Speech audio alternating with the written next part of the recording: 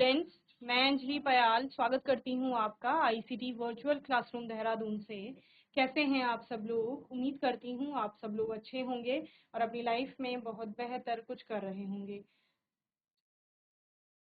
आज हम बात कर रहे हैं क्लास 9 के साइंस की, और जैसा कि आप लोग जानते हैं चैप्टर 3 यहाँ पर चल रहा है एटम्स एंड मॉलिक्यूल्स, जिसमें लास्ट सेशन में हमने मॉलिक्यूलर मास अपना स्टार्ट किया था, यानी कि आणविक द्रव्यमान किसे कहते हैं। उसी पर आज के सेशन में हम लोग बात करेंगे और कुछ और कंपाउंड्स के यहाँ पर मॉलिक्यूलर मास की गणना करेंगे हम लोग। ओके, चलो। तो आणविक द्रव्यमान यानी एक अणु का जो द्रव्यमान था उसी को आप आणविक द्रव्यमान यहाँ पर कह रहे थे, ठीक है ना।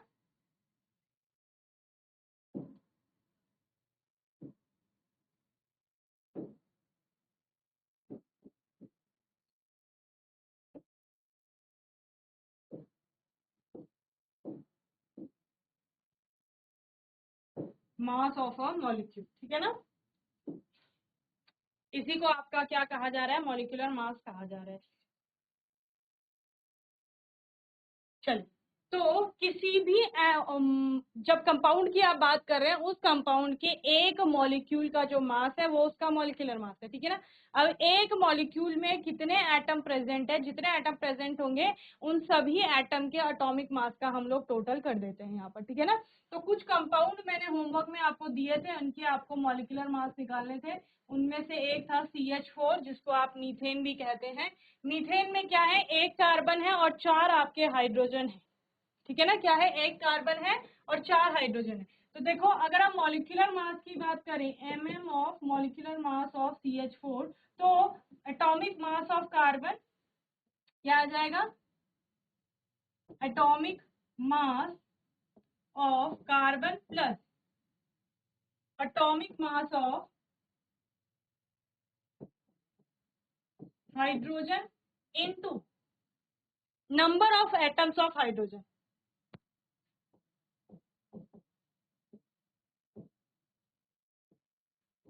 प्रेजेंट इन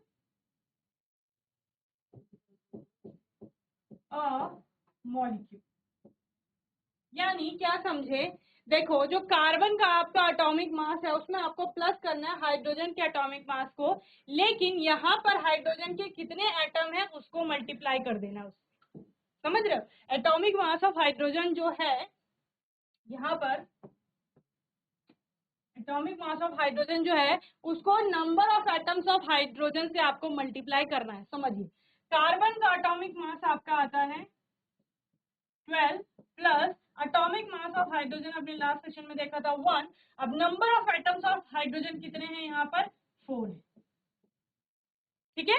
इस तरह से तो क्या हो गया आपका 12 प्लस 4, तो कितना आ गया? 16, ठीक है। इस तरह से आप कंपाउंड्स का मॉलिक्यूलर मास कैलकुलेट करेंगे। ओके,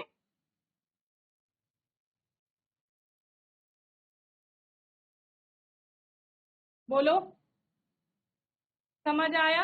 एक और कंपाउंड था आपके पास, कार्बन डाइऑक्साइड CO2। इसका करो जल्दी। CO2 में क्या है? कार्बन है, कार्बन का 12, नंबर ऑफ एटम्स कितने हैं? 1, तो 1 से आप लोग मल्टीप्लाई नहीं करते। देखो, आप कहेंगे यहाँ एटॉमिक मास ऑफ कार्बन को हमने मल्टीप्लाई क्यों नहीं किया? कर सकते हैं, लेकिन 1 ही है तो उसकी नीड नहीं है वहां पर, समझ रहे हैं। यहाँ पर आप लिख सकते हो atomic mass of carbon into number of atoms of carbon present in a molecule of methane. Okay, 12 plus oxygen का atomic mass 16 into number of atoms कितने हैं? 2, ठीक है। तो कितना आ जाएगा? 12 plus 32 is equal to 44। Okay, बोलो भाई, ठीक है। चलिए, एक और कंपाउंड लिखिए, मिथेनॉल CH3OH। एक और कंपाउंड है आपका Na2O, ठीक है ना, और है MgCl2। इन सभी के आपको एटॉमिक मासेस याद होने चाहिए। जब एटॉमिक मास याद होगा तभी आप मॉलिक्यूलर मास कैलकुलेट कर पाएंगे। ओके, चलिए CH3OH में देखो, एक कार्बन है और 4 आपके हाइड्रोजन है, 3 ये है, चौथा ये है और एक ऑक्सीजन है आपका, ठीक है ना। तो atomic mass of carbon 12 plus hydrogen 1 और कितने एटम है आपके, टोटल 4 है, तो 4 से मल्टीप्लाई कर दो, प्लस ऑक्सीजन, ऑक्सीजन एक ही है, ठीक है। तो कितना हो गया, 12 प्लस 4 प्लस 16, करो कितना आ रहा है, 32 आ रहा है। Na2O सोडियम का कितना होता है, 23 होता है, ठीक है ना। तो 23 इंटू 2 प्लस 16, ओके, करो कैलकुलेट।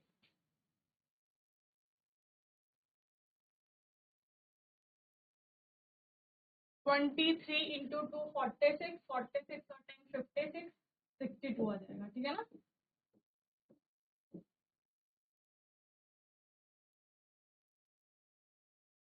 चलिए मैग्नीशियम का कितना होता है, 24 प्लस Cl का, क्लोरीन का 35.5 इंटू 2, करो कैलकुलेट कितना आएगा।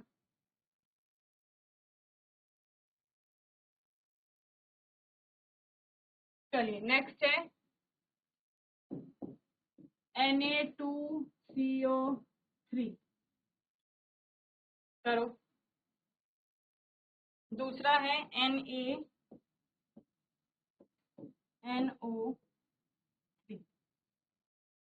चलो करो। सोडियम का 23, 23 इंटू 2, कार्बन का 12, ऑक्सीजन का 16 इंटू 3, ओके। सोडियम का 23, ओके, प्लस नाइट्रोजन का 14 प्लस ऑक्सीजन का 16 इंटू 3,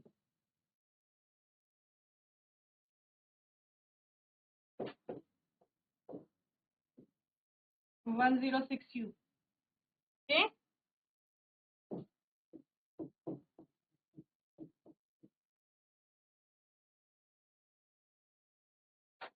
अलग अलग कंपाउंड है, नंबरिंग कर लेंगे इनकी, ठीक है।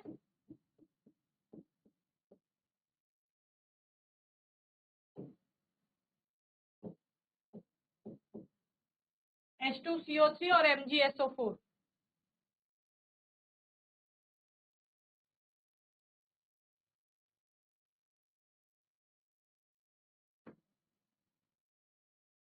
बहुत सिंपल है। H2CO3 1 into 2 plus 12 plus 16 into 3, जितने पॉसिबल कंपाउंड्स हैं मैं सबको करवा रही हूँ आपका।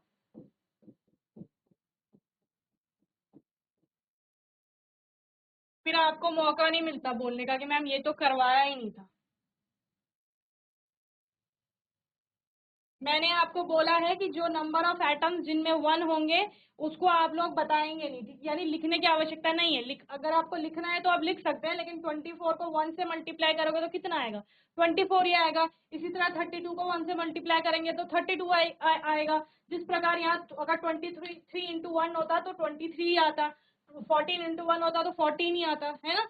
तो आवश्यकता नहीं है, जिसके एटम्स एक से ज्यादा है तो उनको आप यहाँ पर मल्टीप्लीकेशन में दिखाते हैं। इसके अलावा जब आप कह रहे थे कि मॉलिक्यूलर मास हमारा है sum of atomic masses of all the atom, तो आप सम भी कर सकते हैं। तो आप 3 बार आपको 16 को ऐड करना पड़ेगा। तो यही तो होता था। फिर हम अगर 3 बार किसी चीज को ऐड कर रहे हैं तो उसको 3 से डायरेक्ट एक ही यूनिट को मल्टीप्लाई कर लो। जैसे 16 को अगर 3 बार ऐड करोगे तब भी तो 48 ही आएगा, है ना। तो हमने डायरेक्ट क्या कर दिया, 16 इंटू 3 यहाँ पर कर दिया, ओके। चलिए उन दोनों को कैलकुलेट करिए जल्दी से। चलिए करिए इसको सॉल्व।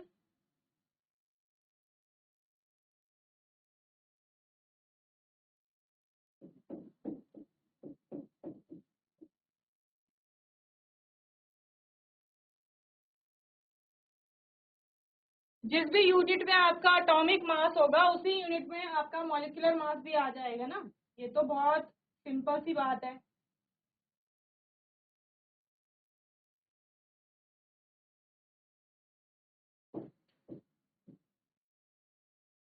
यू लिख रही हो ये लास्ट में, यू यूनिट है ये, यूनिफाइड मास।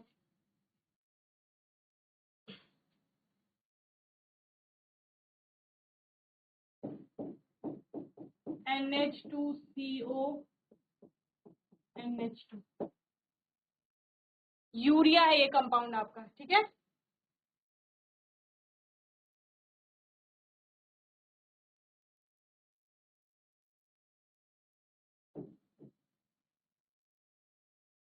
चलो करो। कार्बन 2 है आपके, 12 इंटू 2, हाइड्रोजन कितने 6 plus 1 into 6 plus 16, okay. C6H6 में 12 into 6 plus 1 into 6, okay. NH2CO NH2 में पहले कार्बन का ले लो 12, ऑक्सीजन का 16, नाइट्रोजन 14, कितने हैं 2, तो इंटू 2 प्लस हाइड्रोजन का 1, कितने हैं 4 इंटू 4, ठीक है। और डायरेक्ट जैसे आपको केमिकल फॉर्मूला या मॉलिक्यूलर फॉर्मूला जो है वो दिया गया है, आप उसी क्रम में भी लिख सकते हैं कि पहले आपने नाइट्रोजन का लिखा 14, फिर आपने प्लस हाइड्रोजन का 1, फिर इंटू 2, फिर प्लस कार्बन का 12, फिर प्लस 16, फिर प्लस 14, फिर प्लस 1 इंटू 2, इस प्रकार से किया तो आंसर तो वही आना है आपका, फिर भी समझ रहे। चलिए करिए।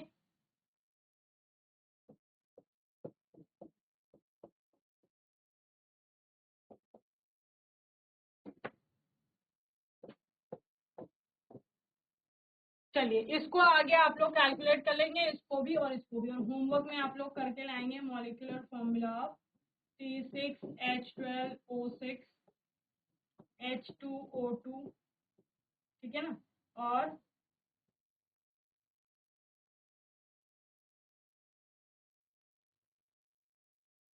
और एक सुक्रोज है आपका C12H22O11, ठीक है।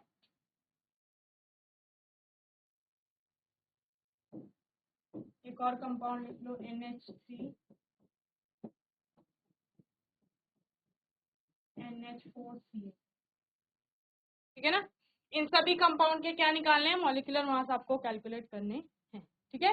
ये सुक्रोज का फॉर्मूला होता है, जनरली आप चीनी के लिए बोलते हैं, चीनी का सूत्र क्या है तो यही आता है। और ये आपका ग्लूकोज का हो गया, ये हाइड्रोजन पेरोक्साइड हो गया, ओके। और अमोनिया है और अमोनियम क्लोराइड, ओके। चलिए मैं उम्मीद करती हूँ आज का सेशन आप सभी को अच्छे से समझ में आया होगा। आज के सेशन में हमने जितने पॉसिबल हो सकते थे उतने कंपाउंड्स के मॉलिक्यूलर मास यहाँ पर कैलकुलेट किए, ठीक है ना।